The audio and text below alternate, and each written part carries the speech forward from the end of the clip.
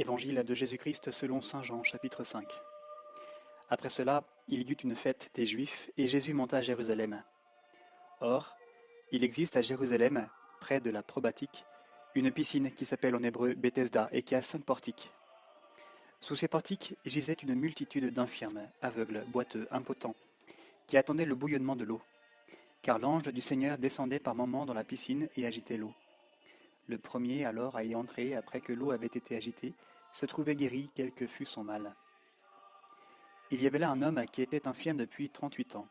Jésus, le voyant étendu et apprenant qu'il était dans cet état depuis longtemps déjà, lui dit « Veux-tu guérir ?»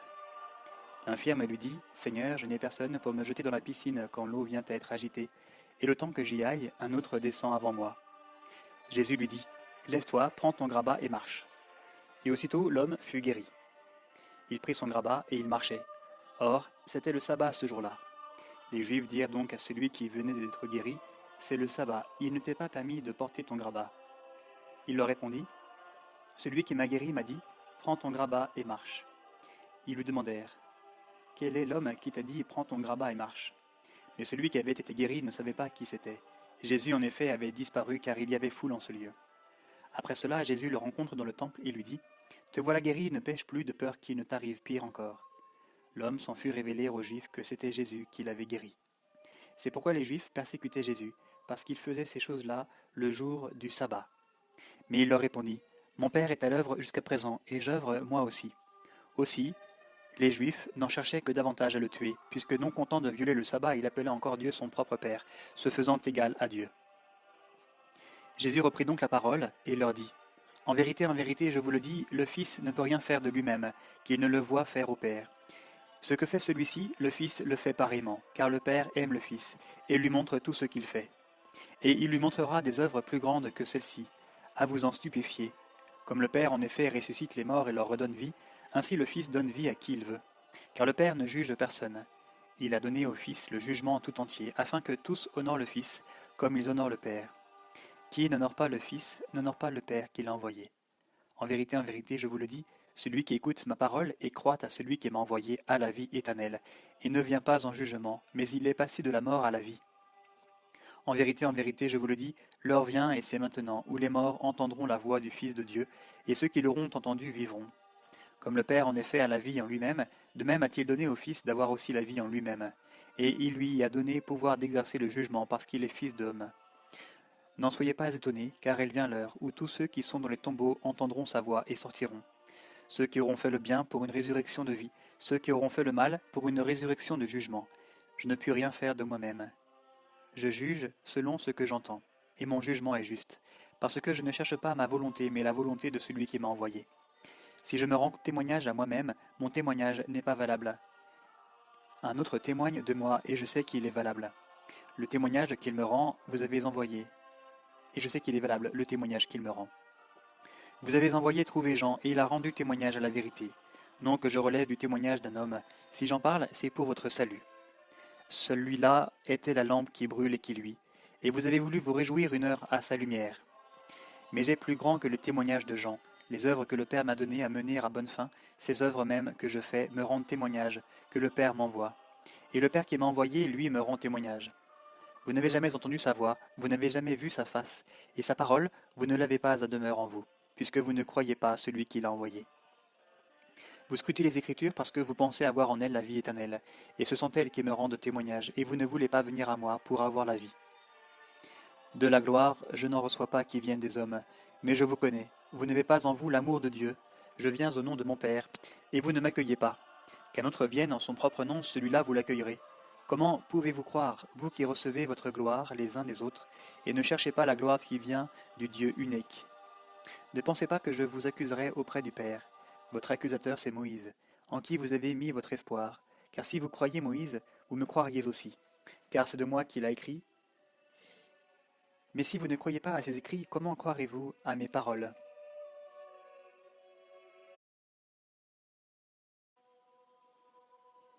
Évangile de Jésus-Christ selon saint Jean, chapitre 5.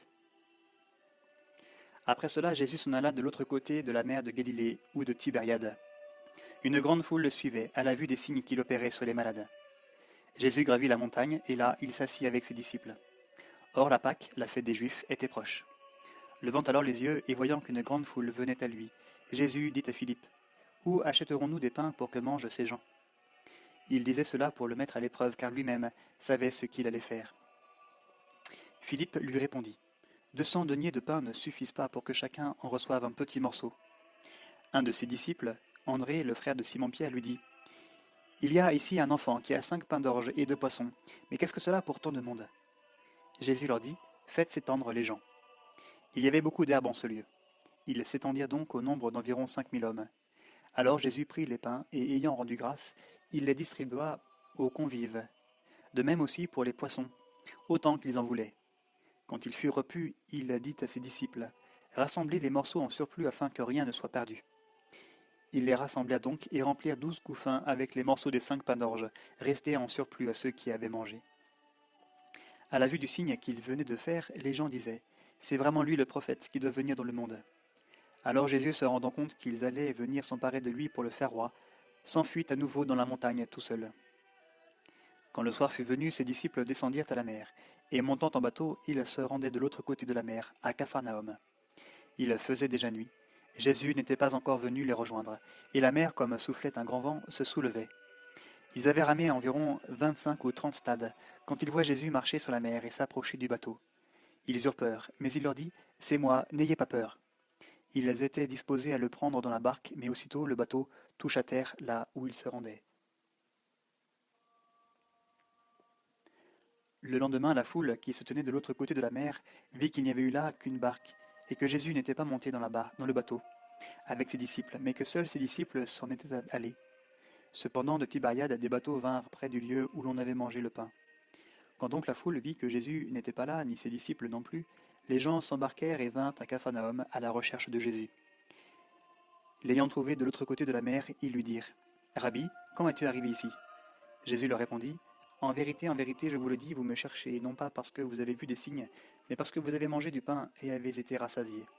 Travaillez non pour la nourriture qui se perd, mais pour la nourriture qui demeure en vie éternelle, celle que vous donnera le Fils de l'homme, car c'est lui que le Père, Dieu, a marqué de son sceau. » Ils lui dirent alors, « Que devons-nous faire pour travailler aux œuvres de Dieu ?» Jésus leur répondit, « L'œuvre de Dieu, c'est que vous croyiez en celui qui l'a envoyé. » Ils lui dirent alors, « Quel signe fais-tu donc pour qu'à sa vue nous te croyions? Quelle œuvre accomplis-tu? Nos pères ont mangé la manne dans le désert, selon ce qui est écrit, il leur a donné à manger du pain venu du ciel. » Jésus leur répondit, « en vérité, je vous le dis, non, ce n'est pas Moïse qui vous a donné le pain qui vient du ciel, mais c'est mon Père qui vous le donne, le pain qui vient du ciel, le vrai. Car le pain de Dieu, c'est celui qui descend du ciel et donne la vie au monde. » Ils lui dirent alors, « Seigneur, donne-nous toujours ce pain-là. » Jésus leur dit, « Je suis le pain de vie. Qui vient à moi n'aura jamais faim. Qui croit en moi n'aura jamais soif. Mais je vous l'ai dit, vous me voyez et vous ne croyez pas. Tout ce que me donne le Père viendra à moi. Et celui qui vient à moi, je ne le jetterai pas dehors. Car je suis descendu du ciel pour faire non pas ma volonté, mais la volonté de celui qui m'a envoyé. Or, c'est la volonté de celui qui m'a envoyé que je ne perde rien de tout ce qu'il m'a donné, mais que je le ressuscite au dernier jour. Oui, telle est la volonté de mon Père, que quiconque voit le Fils et croit en lui ait la vie éternelle, et je le ressusciterai au dernier jour. » Les Juifs alors se mirent à murmurer à son sujet, parce qu'il avait dit « Je suis le pain descendu du ciel. » Il disait « Celui-là n'est-il pas Jésus, le fils de Joseph, dont nous connaissons le Père et la Mère? Comment peut-il dire maintenant « Je suis descendu du ciel » ?» Jésus leur répondit « Ne murmurez pas entre vous. Nul ne peut venir à moi si le Père qui m'a envoyé ne l'attire. Et moi je le ressusciterai au dernier jour. Il est écrit dans les prophètes, ils seront tous enseignés par Dieu. Quiconque s'est mis à l'écoute du Père et à son école vient à moi. Non que personne n'ait vu le Père, sinon celui qui vient d'auprès de Dieu. Celui-là a vu le Père. En vérité, je vous le dis, celui qui croit à la vie éternelle. En vérité, je vous le dis, celui qui croit à la vie éternelle. Je suis le pain de vie. Vos pères, dans le désert, ont mangé la manne et sont morts.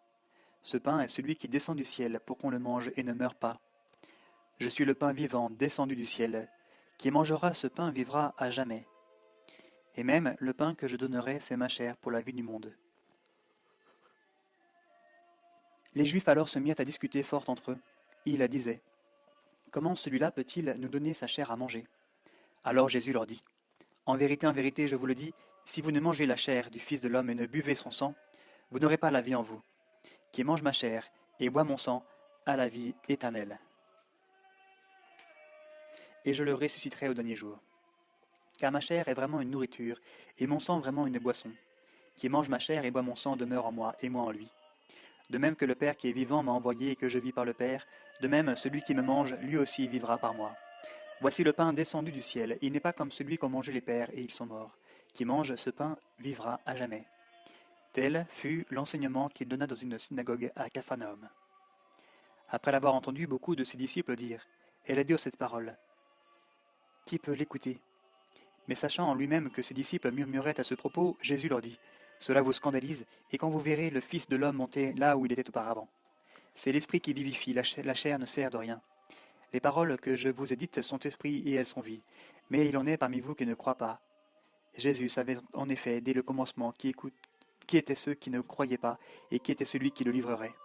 Et il disait, « Voilà pourquoi je vous ai dit que nul ne peut venir à moi si cela ne lui est donné par le Père. » Dès lors, beaucoup de ses disciples se retirèrent, et ils n'allaient plus avec lui. Jésus dit alors aux 12, « Voulez-vous partir, vous aussi ?» Simon-Pierre lui répondit, « Seigneur, à qui irons-nous? Tu as les paroles de la vie éternelle. Nous croyons, et nous avons reconnu que tu es le Saint de Dieu. » Jésus leur répondit, « N'est-ce pas moi qui vous ai choisis, vous les 12, et l'un d'entre vous est un démon ?»